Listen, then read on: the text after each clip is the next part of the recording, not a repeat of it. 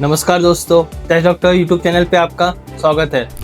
दोस्तों, कल हमारे बहुत सारे क्लाइंट या बहुत सारे ऐसे टैक्स पेयर जिन्होंने अपना रिटर्न फाइल किया था, उन्हें एक टेक्स्ट मैसेज आया कि आपका रिटर्न रिस्क मैनेजमेंट प्रोसेस के तहत सिलेक्ट किया गया है और आपको अपना रिटर्न जो आपने फाइल किए हैं उसे 31 दिसंबर 2025 के पहले रिवाइज कर लेना है, नहीं तो आपको प्रॉब्लम हो सकती है या आपको आगे नोटिस आ सकता है। तो दोस्तों, यह क्यों आया, हमको क्या करना है, यह सब जानने के लिए हमारे साथ बने रहिए और सबसे पहले हमारे चैनल को सब्सक्राइब करिए।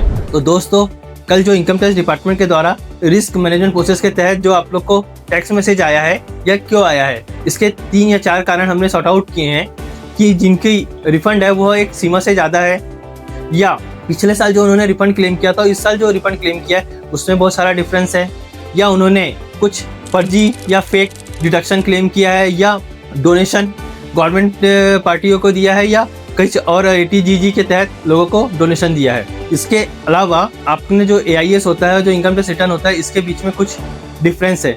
इसके लिए आपको ये मैसेज आया है। अब हमको करना क्या है?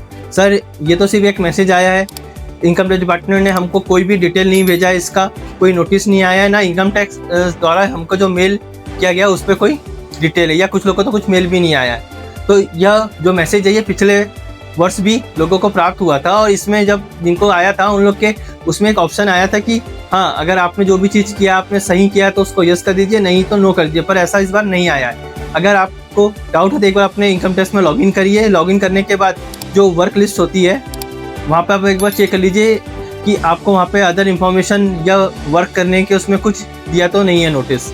अगर वहाँ नहीं दिया तो कोई बात नहीं है, और आप एक बार अपना चेक कर लीजिए रिटर्न कि हमने जो भी डिडक्शन क्लेम किया है या जो हमारा डिटेल इनकम टैक्स रिटर्न में गई है और AIS में गई है वह बराबर है। अगर ये सब बराबर है, सब ओके हैं, तो आपको रिटर्न रिवाइज करने की कोई ज़रूरत नहीं है।